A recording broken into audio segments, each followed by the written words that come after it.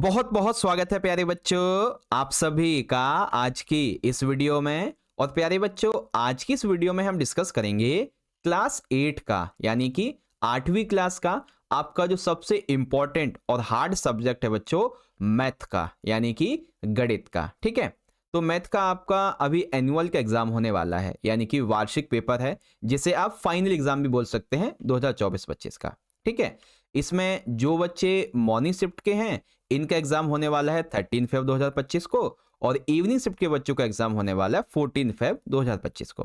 ठीक है, अब आपके पास में टाइम कम बचा हुआ है, इसीलिए बच्चों आप जो है कम टाइम में बहुत अच्छी प्रिपरेशन कर सकें, एग्जाम से पहले बहुत अच्छी प्रैक्टिस कर सकें, इसके लिए आज हम बच्चों लेके आए हैं एक मोस्ट इंपॉर्टेंट सैंपल पेपर को। ठीक है, जिसे आपको मैं बहुत अच्छे से सॉल्व करवा के समझाऊंगा। बच्चों सैंपल पेपर के जितने भी क्वेश्चन हैं हर एक क्वेश्चन को एक एक लाइन को एक एक वर्ड को बहुत अच्छे से आपको मैं सॉल्व करवा के समझाऊंगा। और आप यकीन मानो ये वीडियो आपने एंड तक देख ली ना सैंपल पेपर 1 की तो बहुत अच्छी प्रैक्टिस हो जाएगी आपकी और ये पेपर आपकी बहुत हेल्प करेगा आपके फाइनल के एग्जाम में। ठीक है, तो बच्चों मेरे साथ बिल्कुल एंड तक बने रहना, आपके भैया आपकी तैयारी करवाएंगे बहुत अच्छे तरीके से। ठीक है, शुरू करें बच्चों। तो सबसे पहले बच्चों हम ये देख लेते हैं कि आपका जो पेपर है उसका पैटर्न क्या रहेगा। ठीक है, तो बच्चों पेपर जो है ये आपका 2.5 घंटे का आएगा और ये आपका 60 नंबर का आएगा। ठीक है, अब बच्चों पेपर के पैटर्न को समझने के लिए हमें इसके सामान्य निर्देश पढ़ने होंगे। पेपर में आपके टोटल जो है वो 16 प्रश्न आएंगे और 5 खंड होंगे, खंड का, ख, ग, घ, ना। ठीक है, अब देखते हैं किस खंड में कैसे क्वेश्चन होंगे। तो बच्चों खंड का जो रहेगा आपका इसमें प्रश्न जितने भी होंगे, ठीक है ना, क्वेश्चन एक ही रहेगा बेसिकली और इसमें एक एक अंक के बहुविकल्पीय प्रश्न होंगे टोटल। ठीक है, यानी कि इसके अंदर कैसे क्वेश्चन होंगे, एमसीक्यू वाले। ठीक है, फिर आपका खंड खा रहेगा जिसमें क्वेश्चन नंबर 2 से लेके 7 ये आपके वास्तुनिष्ठ प्रकार के क्वेश्चन होंगे 2 नंबर के, यानी कि इस वाले सेक्शन में आपके 2 नंबर के क्वेश्चन होंगे। ठीक है, फिर खंड गा आएगा आपका जिसमें 8 से 10 ये आपके लघु उत्तरीय प्रश्न होंगे बच्चों 3-3 नंबर के। ठीक है, तो खंड गा में आपके 3 मार्क्स के क्वेश्चन आएंगे। फिर आपका खंड घा रहेगा जिसमें 11 से 13 ये आपके दीर्घ उत्तरीय प्रश्न होंगे 5-5 नंबर के। ठीक है, तो चौथे खंड में आपके 5 नंबर के क्वेश्चन होंगे। फिर आपका जो पांचवा खंड है इसमें 3 क्वेश्चन होंगे 14, 15 और 16, ये होंगे स्रोत आधारित। ठीक है, चित्र वगैरह दे दिए जाएंगे, ग्राफ दे दिया जाएगा, उससे संबंधित रहेगा। ठीक है बच्चों, पूरे पेपर में आपको कोई भी क्वेश्चन में विकल्प नहीं दिया जाएगा। खंड खा के एक प्रश्न में और खंड गा के एक प्रश्न में और खंड घा के 2 प्रश्नों में आपको चॉइस मिली हुई है। जहां आवश्यक हो आप आकृतियां बनाएं और जो पाई का मान है बच्चों वो आपको 22/7 लेना है और याद रखें कैलकुलेटर का उपयोग वर्जित है। ठीक है, एक चीज बच्चों, ये जो पेपर है ना इसे हम बेसिकली 2 वीडियो में समझेंगे। ठीक है, तो जो हमारी पार्ट 2 की वीडियो होगी ना, अभी आपको एडवांस में बता दूं, यहाँ पे आई बटन में आपको उसका लिंक मिल जाएगा पार्ट 2 का और डिस्क्रिप्शन बॉक्स में भी देख लेना बच्चों। ठीक है, एक बार जो बच्चे इंग्लिश मीडियम के हैं वो यहाँ से देखें, ये हमारा सेक्शन ए रहेगा, फिर ये सेक्शन बी है, सेक्शन सी, डी और ई।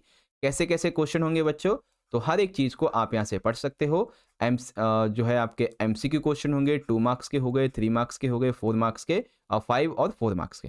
ठीक है, इस तरीके से आपका रहने वाला है। पाई का मान ये है और कैलकुलेटर का उपयोग आप नहीं कर सकते, नॉट अलाउड। ओके बच्चों, हो गया आपका पेपर का पैटर्न।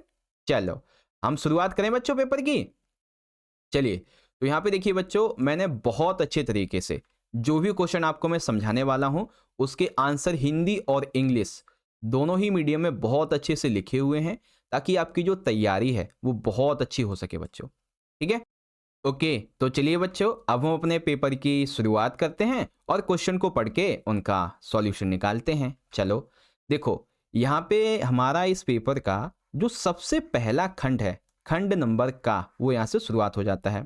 अब खंड का में है तो हमारा एक ही क्वेश्चन, लेकिन इसके अंदर हमसे बहुविकल्पीय प्रकार के कई क्वेश्चन पूछे गए, टोटल 12 क्वेश्चन एक एक नंबर के। ठीक है, तो चलो बच्चों पढ़ेंगे अच्छे से और सॉल्व करेंगे। देखिए पहला क्वेश्चन हमसे क्या कहता है, वह सबसे छोटी प्राकृतिक संख्या जिससे 108 को विभाजित किया जाना चाहिए।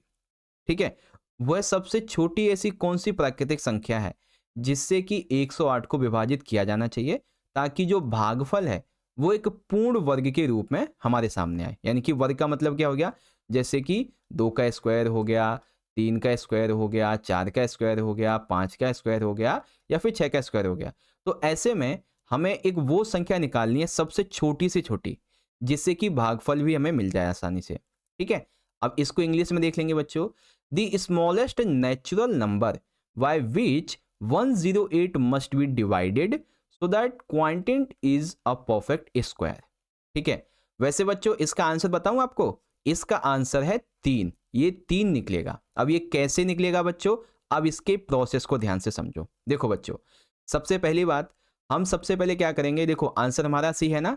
सबसे पहले हम 108 का गुणनखंड करेंगे। तो अगर हम 108 का गुणनखंड करते हैं तो इसमें 2 2 बार आएगा और 3 आपका 3 बार आएगा। तो इसका मतलब क्या हो गया कि 108 को हम 3 से डिवाइड कर सकते हैं, है ना। तो 108 को हम 3 से डिवाइड करेंगे, इससे काट दिया तो कितना आएगा, 36 आएगा। अब जो 36 है बच्चों, ये अपने आप में एक पूर्ण वर्ग है ना, परफेक्ट स्क्वायर है। किसका, 6 का, है ना। तो जब हमने इसको 3 से डिवाइड किया 36 आया और ये 6 का स्क्वायर है, तो इसीलिए यहाँ पे आंसर क्या होगा, 3 होगा, क्योंकि सबसे छोटी संख्या जो इससे काटी गई है ना वो 3 ने काटा है। ठीक है, तो आंसर अब आपको समझ में आ गया ना कि 3 आंसर कैसे आया बच्चों। इंग्लिश में भी देख लेंगे, ऑप्शन आपका सी वाला सही है। ठीक है, चलो क्वेश्चन नंबर 2 पढ़ेंगे बच्चों। संख्या 333 के घन के इकाई स्थान का अंक है। अर्थात बच्चों ये जो संख्या 333 है ना, ये किस इकाई का घन है। घन का मतलब क्या होता है, किसी भी संख्या को 3 बार मल्टीप्लाई करना। जैसे कि 7 है तो इसको इसी 7 को 3 बार मल्टीप्लाई कर देना। ठीक है, गुणा कर देना। 3 है तो इसी 3 को 3 बार गुणा कर देना। जैसे ये है ना 7 का घन हो गया, है ना, ये 3 का घन हो गया, इस तरीके से। तो चलो इसको भी पढ़ते हैं अच्छे तरीके से। सेम इंग्लिश में देख लेंगे। The digit in the unit place of the cube of number 333 is. तो क्या होगा बच्चों, अभी चलो इसको सॉल्व करते हैं फिर समझेंगे। ओके, तो चलिए इसको बड़े ध्यान से समझते हैं। ठीक है, क्वेश्चन नंबर 2 के आंसर को। वेल इसका आंसर जो है ना वो यहाँ पे 7 निकलेगा। अभी आपको मैं बताता हूँ कैसे। देखो हमारा घन कितना दे रखा है, हमें 333 दिया हुआ है। तो हम किसी भी संख्या का जब घन निकालते हैं तो उसकी जो इकाई अंक है पहले उसे निकालेंगे। तो इसमें इकाई अंक क्या है, 3। तो हमने 3 निकाल लिया इसमें से। अब हम 3 का क्यूब निकालेंगे। 3 का क्यूब कितना निकलेगा, देखो 3 इंटू 3 इंटू 3, तो 3 इंटू 3 9 और 9 इंटू 3 यानी कि 27। तो यहाँ पे ये 27 हो गया। तो 27 का इकाई अंक क्या निकला, 7। इसीलिए बच्चों इसका आंसर क्या होना चाहिए, 7। इसे आप ऐसे भी निकाल सकते हो, जैसे अगर हम 7 को 3 बार मल्टीप्लाई करेंगे, ठीक है, तो 7 7 49 बच गया 7। अब इसको मल्टीप्लाई कर देंगे तो 7 9 63, ठीक है, ये 6 हो गया। 28 28 और 6 33। तो बस इस तरीके से भी निकल जाएगा आपका, है ना। तो 2 तरीके से मैंने आपको आंसर निकाल के बता दिया है। किसका घन है बच्चों, ये बी वाले का, यानी कि 7 का, है ना। सेम इंग्लिश में देख, मतलब हिंदी में भी देख लेंगे, ये आपका 7 हो गया। अब तीसरा प्रश्न बच्चों, हमें एक समीकरण दिया गया है x माइनस में 2 बटे में 3 इज इक्वल टू 5 ब्रैकेट में x माइनस 4 12। इसका हल क्या है, ठीक है। तो अब हमें ये जो समीकरण है, इक्वेशन जो दी गई है, इसे सॉल्व करना है, फिर देखना है कि इसमें कौन सा ऑप्शन सही बैठेगा। ठीक है, the solution of the equation, इसका क्या निकलेगा वो बताइए। ठीक है, चलो बच्चों सॉल्व करते हैं अच्छे तरीके से। काहे चिंता कर रहे हो, आपके नंदू भैया जी आपको समझाएंगे अच्छे से। ठीक है, चलो देखिए आंसर जो है वो निकलेगा इसका 4th इक्वेशन का। अब ये कैसे निकलेगा, तो पहले ये देखो हमें क्या दिया गया है। हमें दिया गया बच्चों x माइनस में 2 बटे में 3 इज इक्वल टू 5 ब्रैकेट में x माइनस 4 एंड 12। तो हम सबसे पहले क्या करेंगे, सबसे पहले दोनों तरफ 12 से गुणा कर देंगे। ठीक है, क्योंकि सबसे पहले हम 12 से गुणा करेंगे। तो जब 12 से गुणा करेंगे तो ये हमारा हमें दिया गया है ना, ये दिया गया है। तो हमने दोनों तरफ 12 से गुणा कर दी। अब 12 से गुणा करी हमने तो क्या हो गया, इससे ये कट गया, है ना, तो ये कितना आया 4, और फिर यहाँ पे कितना आ गया 4x माइनस में 2, है ना। अब इससे ये कट गया तो क्या बचा 5x माइनस में 4। अब हम खोलेंगे ब्रैकेट, ठीक है, अब हम ब्रैकेट को ओपन करेंगे, ब्रैकेट ओपन करेंगे तो ये जो x था वो 4 के साथ आ जाएगा, तो 4x माइनस में 8, और इसकी मतलब मल्टीप्लाई हो जाएगी आपस में, है ना, इसकी, क्योंकि ये उसी में है ना, पावर में है अभी, तो फिर इक्वल टू में क्या हो जाएगा 5x माइनस में 20, इसकी इससे मल्टीप्लाई हो जाएगी, पावर में है इसीलिए। अब क्या करेंगे, अब ये जितने भी x हैं इनको एक तरफ ले जाएंगे, नंबर को एक तरफ ले जाएंगे, तो यहाँ पे x 4x माइनस में 5x आ गया, और माइनस 20 प्लस में 8 हो गया, तो माइनस x माइनस 12 हो गया। अब माइनस से माइनस कट जाएगा तो x इज इक्वल टू 4 हो गया बच्चों, है ना। तो इस तरह से आपका जो आंसर है वो निकलेगा 4, और यही मैंने आपको पहले भी बताया था, ऑप्शन बी आपका 4 सही है, ठीक है। तो हमारा जो सॉल्यूशन है क्या निकला बच्चों, बी वाला, है ना।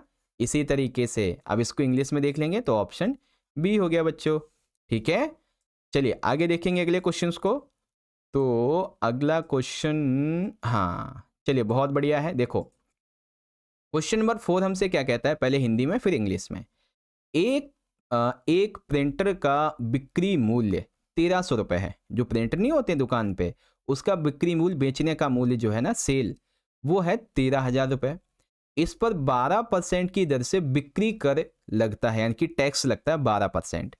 यदि विनोद इसे खरीदता है तो उसे जिस राशि का भुगतान करना होगा वह क्या है। अर्थात देखो अभी जो एक प्रिंटर है उसकी वैल्यू है हमारी 13,000, ठीक है। अब जब इसमें 12% का टैक्स लग जाएगा तो और कितना पैसा ऐड हो जाएगा, ठीक है, जब विनोद इसे खरीदेगा, ठीक है। तो बस हमें वो बताना है, चलिए अभी बताऊंगा आपको। उससे पहले इंग्लिश में पढ़ेंगे। The sales price of a printer is 13,000. The sales tax charged on it is that rate of 12%. The amount Vinod will have to pay if he buys it. ठीक है, तो चलो देखो इसको सॉल्व करते हैं अच्छे तरीके से, बहुत अच्छा प्रश्न है। ओके प्यारे बच्चों, तो हमने क्वेश्चन को इंग्लिश में भी पढ़ लिया अच्छे से और हिंदी में भी। अब आपको मैं इस क्वेश्चन का आंसर और कैसे ये निकला ये भी बताऊंगा, ठीक है। अभी के लिए आप इस आंसर को भूल जाओ, अभी हम इसे सॉल्व करेंगे तब आंसर निकलेगा, ठीक है बच्चों। तो देखो बिक्री कर यानी कि सेल्स टैक्स जो है, इसको निकालने का फॉर्मूला क्या होता है, बिक्री कर बराबर में कर की दर मूल्य बटे में 100। तो हमें कितना निकालना है बच्चों, 12% लगा के हमें टोटल जो वैल्यू है वो निकालनी है। तो यहाँ पे 12 बटे में आ जाएगा 100, और हमारी जो वस्तु की पूरी मूल्य है, ठीक है, जो अभी कीमत है उसकी 13,000 वो आ जाएगा, ठीक है। तो 2 जीरो से 2 जीरो कट गए, 130 का मल्टीप्लाई हो गया 12 में, तो कितना आया 1560। अब जो विनोद है ना उस प्रिंटर के लिए 12% टैक्स के साथ में जो कुल भुगतान करेगा वो 13,000 प्लस में 12% टैक्स 1560, तो कितना होगा बच्चों 14,560, ठीक है। तो ये आंसर आपका निकल के आएगा। अब देख लेंगे एमसीक्यू में 14,560 कहाँ है, ये रहा बच्चों, सी वाला जो ऑप्शन है ये आपका एकदम करेक्ट हो जाएगा, ठीक है। सेम इसी तरीके से इंग्लिश में ऑप्शन सी एकदम करेक्ट है बच्चों, ठीक है। चलो अब यहाँ पे क्वेश्चन नंबर 5, इसमें पूछा है कि बच्चों ब्रैकेट mn प्लस में 5 माइनस 2 और mn प्लस में 3 इसका योगफल क्या होगा, ठीक है। तो ये जो इक्वेशन हमें दी गई है इसका योगफल क्या होगा ये हमें निकालना है, ठीक है। सेम इंग्लिश में देख लेंगे, ये आपको जो दिया गया है इसका सम क्या होगा ये बताइए। तो चलो इसका भी सम निकालते हैं अच्छे तरीके से। देखो सम निकालेंगे तो इसका सम जो निकलेगा वो कुछ इस तरीके से रहेगा 2mn प्लस में 6। अब ये आया कैसे, तो देखो जब हम दोनों समीकरण को जोड़ेंगे, ठीक है, तो mn प्लस में 5 माइनस 2 प्लस mn प्लस 3, देखो देखो देखो मुझे लगता है कि आपको शायद थोड़ा बहुत समझ में नहीं आया। सबसे पहले आप ये समझ लो हमें दिया क्या गया है, हमें दिया गया है mn प्लस में 5 माइनस 2 और mn प्लस 3, है ना, ये दिया गया। तो अब हमने क्या किया, अब हमने इन दोनों को जोड़ दिया, वही इक्वेशन लिख दी यहाँ पे, बस बीच में हमने प्लस का निशान लगा दिया। अब इसको सिंप्लीफाई कर दिया, तो कैसे सिंप्लीफाई कर दिया हमने, mn प्लस में 3, ठीक है, प्लस में mn प्लस 3, तो यहाँ पे क्या हो गया 2mn निकल के आ गए और ये 6 आ गया। यानी कि इस तरीके से डी जो है आपका ये एकदम करेक्ट आंसर निकल आया बच्चों। ठीक है, अब आप कहोगे कि mn प्लस 3 कैसे आया, तो 5 माइनस 2 हो गया ना यहाँ पे, ये एक हमारे पहला वाला आ गया, ये दूसरा वाला आ गया, और ये mn जोड़ के 2mn बन गए, ये 3 जोड़ के ये 3 जोड़ के 6 बन गया। तो इसको सिंप्लीफाई कर दिया हमने, तो 2mn प्लस में 6 निकल गया, है ना बच्चों। देखा कितना आसान तरीका है समझने का, है ना। चलो अब तुम्हारा यहाँ पे आंसर क्या होगा, 2mn प्लस में 6, ऑप्शन डी वाला। ठीक है, यहाँ पे देख लेंगे, ये रहा बच्चों। चलिए अब हमारा अगला क्वेश्चन क्या कहता है बच्चों, इसे बड़े ध्यान से देखना, ये क्वेश्चन आपके दिमाग को घुमा सकता है। ठीक है, बस आप मुझे सुनना ढंग से। देखो होता क्या है, 5 मीटर 7 सेंटीमीटर 60, ठीक है, ऊंचे ऊर्ध्वाधर खंभे की छाया जो कि कितनी है 2 मीटर 80 सेंटीमीटर लंबी बनती है, और उसी समय 7 मीटर 50 सेंटीमीटर ऊंचे एक अन्य खंभे की छाया की लंबाई क्या होगी। ठीक है, तो जब खंभे की ऊर्ध्वाधर खंभे की जो उसकी क्या नाम है, ऊर्ध्वाधर खंभे की जो ऊंचाई है वो 5 मीटर और 60 सेंटीमीटर है, तो इसकी छाया बनी है 2 मीटर 80 सेंटीमीटर। तो जब खंभे की ऊंचाई 7 मीटर 50 सेंटीमीटर है, तब खंभे की कितनी छाया बनेगी ये बताइए। ठीक है, तो आओ इसको भी सॉल्व करेंगे। वेल इंग्लिश में देखेंगे पहले। A 5 metre and 60 centimetre high vertical pole cast a shadow 2 meter 80 centimeter long.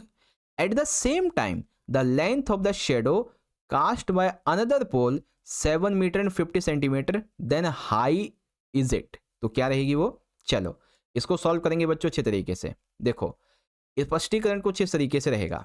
सबसे पहली बात, हमारे 2 पॉइंट हमें दिए गए हैं, ठीक है, 5.6 और 2.8। अब ये मैंने कैसे निकाल लिए, तो देखो हमारे क्या दिए गए हैं, एक सबसे पहले हमें दिया गया 5.60 और एक दिया गया है 7.50, और हमें जो छाया दी गई है वो 2 मीटर 80 सेंटीमीटर दी गई है ना। तो हमने क्या किया, इसको पहले में डाल दिया, तो ये हो गई हमारी पहली वाली इंडिकेशन। ठीक है, जिसमें टाइम ये है और इतनी लंबी उसकी छाया बनती है। तो अब हमारा टाइम ये बना, ठीक है, और अब हमें छाया इसकी निकालनी है, तो वो हमने x निकाल दिया। तो बस इसी x को बाहर लेके आएंगे और इसकी आपस में मल्टीप्लाई हो जाएगी। ठीक है, ये जो ऊपर थे ये इधर जाएगा ना, तो ये क्या हो जाएगा, मल्टीप्लाई में पहुंच जाएगा, तो मल्टीप्लाई, और ये नीचे आ गया, तो बस अब इसे काटेंगे तो 3.75 मीटर हो जाएगा। तो इसीलिए 3 मीटर 75 सेंटीमीटर ये आपका आंसर निकल आएगा। ठीक है, तो ऑप्शन जो ए है बच्चों 3 मीटर और 75 सेंटीमीटर वो यहाँ पे बिल्कुल सही है। ठीक है प्यारे बच्चों, अब आ गया समझ में, है ना। हाँ देखो देखो कितने खुश हो रहे हैं, समझ में आ गया, वेरी गुड। तो यहाँ पे 3 मीटर 75 सेंटीमीटर आपका राइट आंसर हो जाएगा, और यहाँ पे भी।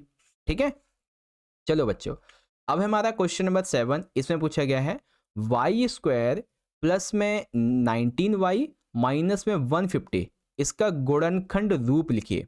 यानी कि देखो हमें इक्वेशन दी गई है कि वाई स्क्वायर प्लस में 19y माइनस में 150 इसका गुणनखंडित रूप क्या रहेगा। तो इसको पहले इंग्लिश में पढ़ेंगे, तो क्या है इसका जो फैक्टराइज्ड फॉर्म रहेगा बच्चों आपकी इस इक्वेशन का, वो क्या रहने वाला है ये बताइए। तो चलो इसे भी सॉल्व करेंगे बच्चों। तो चलो बच्चों इस क्वेश्चन का आंसर हम लोग एक नए तरीके से समझेंगे और बहुत ही अच्छा तरीका है। देखो बच्चों, जो हमें यहाँ पे सबसे बड़ी संख्या दी गई है, ठीक है, 2 संख्या हमें ऐसी निकालनी है जिसका गुणनफल कितना होना चाहिए, गुणनफल हो -50 में, और उन संख्याओं को अगर हम जोड़ें तो वो योग निकले 19। तो ऐसी 2 संख्याएं कौन सी हैं, 25 प्लस में और -6। ठीक है, तो 25 प्लस माइनस में 6 कितना आएगा 19। 25 इंटू -6 कितना बैठेगा, ये आएगा माइनस का 50। ठीक है, तो गुणनफल हो गया हमारा। अब हम इसकी जो इक्वेशन है उसे सॉल्व करेंगे। तो सबसे पहले हम मध्य पद जो है ना उसे संख्याओं से विभाजित कर देंगे। तो हमें इक्वेशन क्या दी गई थी, इक्वेशन दी गई थी वाई स्क्वायर 19y माइनस 50, है ना। तो बस अब इसी को यहाँ पे लिख देंगे। तो वाई स्क्वायर अब हमें वो क्या नाम है, ये मिल चुका है, ठीक है, हमें संख्या मिल चुकी हैं। तो 25y माइनस में 6y और माइनस में 50। अब हम निकालेंगे इस इक्वेशन से समान पद, ठीक है। तो समान पद क्या निकलेगा, वाई स्क्वायर बाहर आ जाएगा, है ना। तो वाई ब्रैकेट में वाई प्लस में 25 हो गया, ठीक। अब यहाँ से भी हम क्या करेंगे, 6 को बाहर निकाल देंगे, तो 6 और वाई प्लस में 25 हो गया। अब y प्लस 25 को बाहर निकाल दो, ये दोनों हमारे समान हो गए ना, अब इसे बाहर निकाल दो, तो इक्वेशन क्या बनेगी, y माइनस में 6 और y प्लस में 25, है ना। तो ये इक्वेशन हमारी निकल के आएगी। इस तरह से हमारा जो राइट आंसर बैठेगा वो होगा हमारा ये वाला। अब देखते हैं y माइनस में 6 और y प्लस में 25 कहाँ है, ये रहा, देखो y प्लस 25 और y माइनस में 6, ये है हमारा एकदम करेक्ट आंसर, ठीक है। अब तो समझ गए बच्चों अच्छे तरीके से। तो हमारा जो डी वाला है ये एकदम सही है। अब इसी को इंग्लिश में आप यहाँ पे मार्क करना चाहेंगे तो ये रहा आपका आंसर। ओके बच्चों, चलिए आगे देखेंगे अगले क्वेश्चन को। क्वेश्चन है हमारा ठीक है 8वां। इसमें देखिए क्या कहा गया है, निम्न रैखिक आलेख आपको दिया जा रहा है, ये एक विशेष सप्ताह में सोमवार से शनिवार तक एक सुहास के द्वारा गुड़ियों की बिक्री को दर्शाता है। यानी कि गुड़ियों का विक्रेता है वो, देखो सोमवार, मंगलवार, बुधवार, वीरवार, शुक्रवार और शनिवार, ये टोटल 6 दिन गुड़ियों को बेचता है। यदि एक गुड़िया की कीमत कितनी है, 35 रुपए है, तो शनिवार को गुड़ियों की बिक्री से सुहास को क्या राशि प्राप्त होगी। यानी कि सोमवार से उसने बेचना शुरू किया, ठीक है। अब उसकी एक गुड़िया की कीमत है 35 रुपए, तो शनिवार तक आते आते उसके पास कितने पैसे हो जाएंगे, ठीक है। तो बस इसी को अब हम यहाँ पे देखते हैं कैसे निकालेंगे।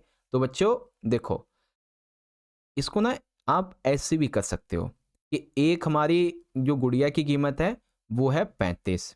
अब शनिवार को पूछा है इसने, तो शनिवार को कितनी गुड़िया बेची इसने, टोटल यहाँ पे देखेंगे ये एरो कहाँ जा रहा है, 40 पे जा रहा है, तो बस इसको 40 से मल्टीप्लाई कर दो तो कितना आ जाएगा, ये 0 का 0 हो गया, और 4 पंचे 20, 4 तिया 12, ये लीजिए हो गया आपका आंसर यहाँ पे, है ना। बस इस तरीके से आप लिख लेंगे। नहीं सर, ये होगा 14, ठीक है ना। तो इस तरीके से 1400 हमारा आंसर क्या निकलेगा, ऑप्शन नंबर बी, ठीक है। इस तरीके से ये निकल आएगा। अब जैसे ये पूछ ले कि शुक्रवार के दिन कितनी बेची इसने, मतलब कितने पैसे हो जाएंगे इसके पास में, तो शुक्रवार तक यहाँ पे ये देखो ये इतना कितना है, 10 है इसके पास में, है ना। तो शुक्रवार को कितने पैसे होंगे इसके पास में वो हम निकाल लेंगे। तो इसको भी हम 35 से 10 से मल्टीप्लाई कर देंगे, ये हमारा आ जाएगा 350, है ना। बस हो गया आंसर। अब एक बार इसको इंग्लिश में पढ़ के इसको पूरी तरीके से सॉल्व करेंगे, ठीक है। तो 8वां क्या कहता है, the following line graph show the sale of dolls by Suhas from Monday to Saturday on particular week. If the cost of one doll is 35, then the amount received by Suhas received from the sale of the dolls on Saturday. तो क्या होगा, बता दिया मैंने आपको 1400, लेकिन ये निकला कैसे, तो इसको अब थोड़ा ध्यान से समझो। देखो शनिवार की बिक्री हमें निकालनी है, तो ग्राफ को देखकर शनिवार को बिकने वाली गुड़ियों की संख्या कितनी निकली, 40। तो चरण 2 में अब हमें जो है वो गणना करनी है। तो कुल बिक्री, बिकी हुई गुड़ियाँ और एक गुड़िया की कीमत, तो हमें कुल बिक्री निकालनी है, तो ये हमारा x हो गया, एक मान लेते हैं x मान लेते हैं। तो बिकी हुई गुड़ियाँ कितनी हैं, 40 हैं, गुड़ी की कीमत है 35, तो बस कर दिया हमने, निकल आया हमारा 1400 आंसर। बस हो गया बच्चों। ओके, सेम इसी तरीके से इंग्लिश में भी देख लेंगे, जो बच्चे इंग्लिश मीडियम के पढ़ना चाहें तो ये रहा आपका क्वेश्चन का आंसर, इजीली आप यहाँ से देख सकते हो, ठीक है। चलिए आगे देखेंगे, क्वेश्चन नंबर है 9th हमारा। और एक बार फिर से ये ऐसा क्वेश्चन आ गया कि आपको थोड़ा सा ना ये दिमाग में टेंशन दे सकता है, इसीलिए मेरी बातों को ध्यान से सुनना, आप बहुत अच्छे से समझ जाओगे, ठीक है। देखो एक इलेक्ट्रिक स्कूटर की कीमत लगभग 1,75,000 है, ठीक है। आज के टाइम पे जो इलेक्ट्रिक स्कूटर नहीं है उनकी कीमत मान लेते हैं हम कितनी है, 1,75,000 है। यदि इसके मूल्य का 20% वर्ष की दर से अवमूल्यन होता है, अवमूल्यन का मतलब होता है कि कम होना, ठीक है, तो 3 वर्ष बाद इसकी कीमत क्या होगी। देखो सिंपल सी बात है, हमने एक स्कूटर लिया, इलेक्ट्रिक स्कूटर जिसकी कीमत है 1,75,000।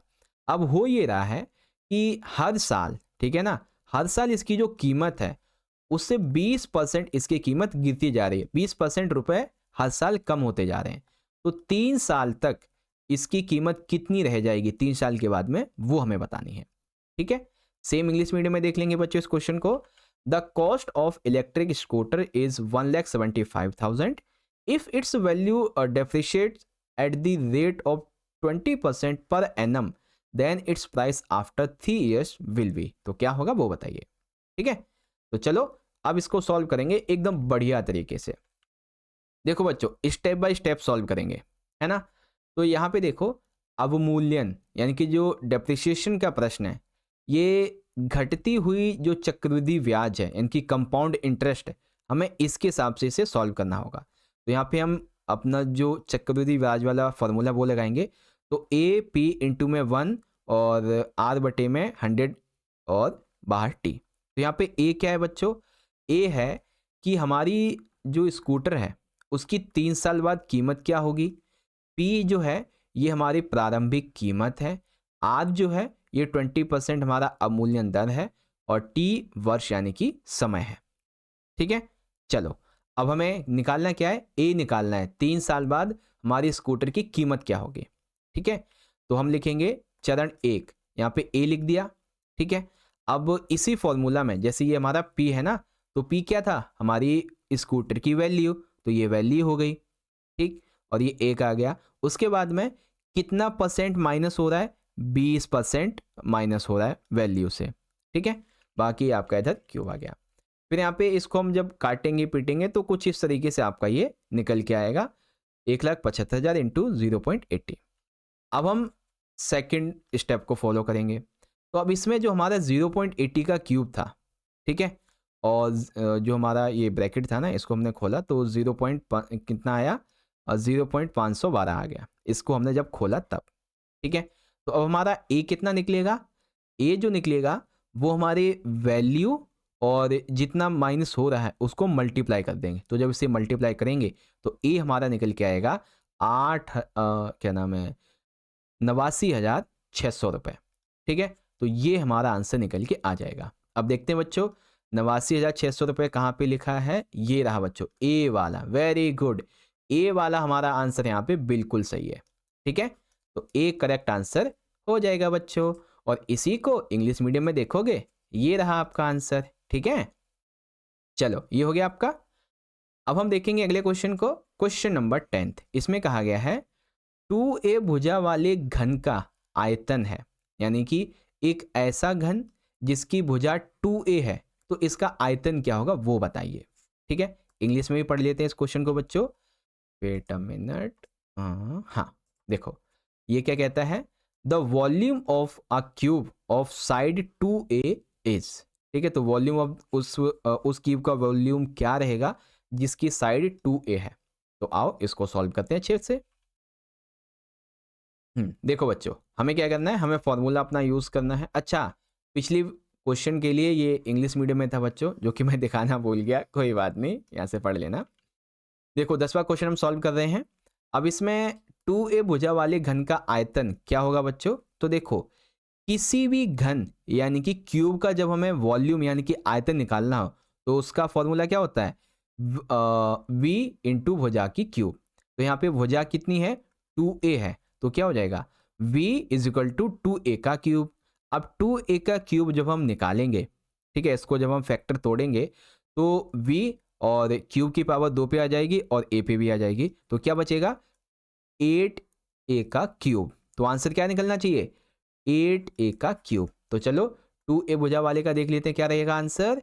हाँ ये रहा, देखो डी वाला, 8a का क्यूब। तो ऑप्शन डी आपका करेक्ट है। ठीक है, सेम इसी तरीके से इंग्लिश मीडियम में ऑप्शन डी सही है। अब यहाँ पे जो है बच्चों आपका 11th क्वेश्चन, ये आपको अपने आप से ढंग से समझ के करना है। निम्नलिखित में से कौन सा समान लंबाई वाले खंडों को दर्शाता है, यानी कि जिसकी लंबाई समान हो ऐसे खंड को दर्शाता है, वो हमें यहाँ पे बताना है। ठीक है, तो which of the following indicates segments of equal length. तो इसमें से कौन सा सेगमेंट है जो कि एकदम इक्वल लेंथ को यहाँ पे दर्शाता है। ठीक है, तो यहाँ पे अगर आप देखेंगे तो समान लंबाई के दो छोटे डैश, ठीक है ना, इस तरीके से इनको चिन्हित किया गया है।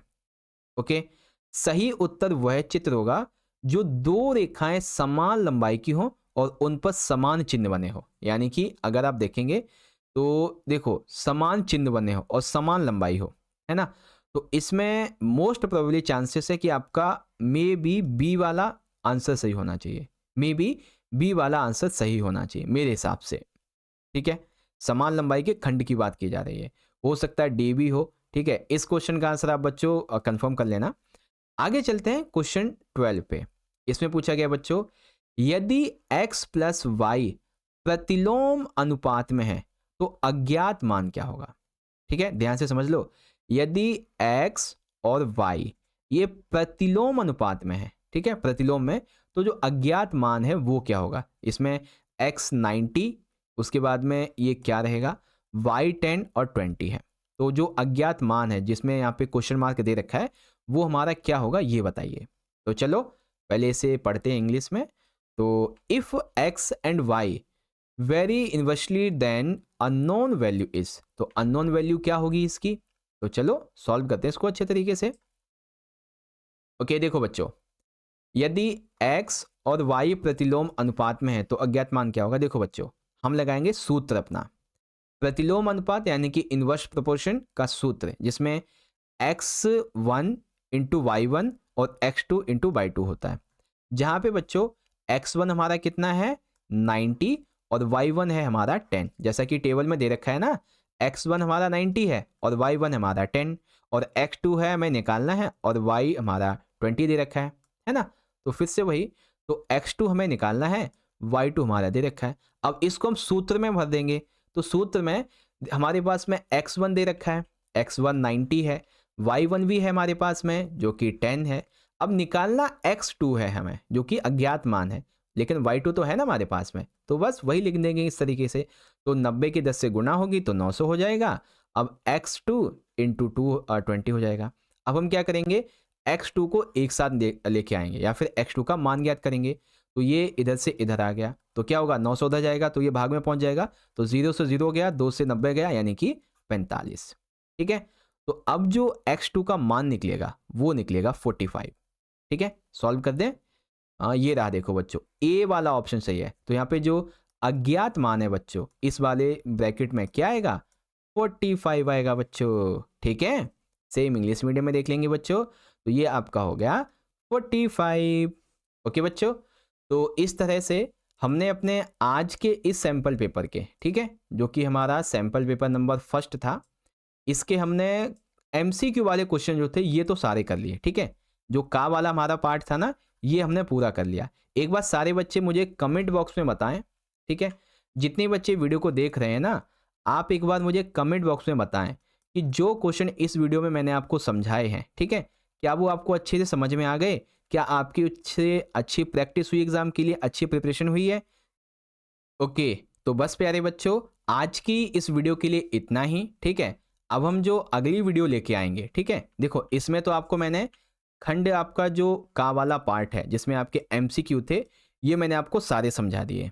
ठीक है, अभी हमारे इसी पहले पेपर की 2 वीडियो और आएंगी अभी, ठीक है, जिसमें आपके खंड खा ग घ ना इन सभी को समझ लेंगे। ठीक है बच्चों, और ध्यान से सुन लो, यहाँ पे ना आई बटन में मैंने एक प्लेलिस्ट बना दी है मैथ के पेपर की, जिसमें आपको सारी वीडियोस मिल जाएंगी 8वीं के मैथ के पेपर की। ठीक है, तो जाके जरूर से देख लेना बच्चों, जो भी वीडियो होंगी यहाँ पे भी मिल जाएंगी और जो हमारा वीडियो का डिस्क्रिप्शन बॉक्स होता है वहाँ पे भी मिल जाएंगी।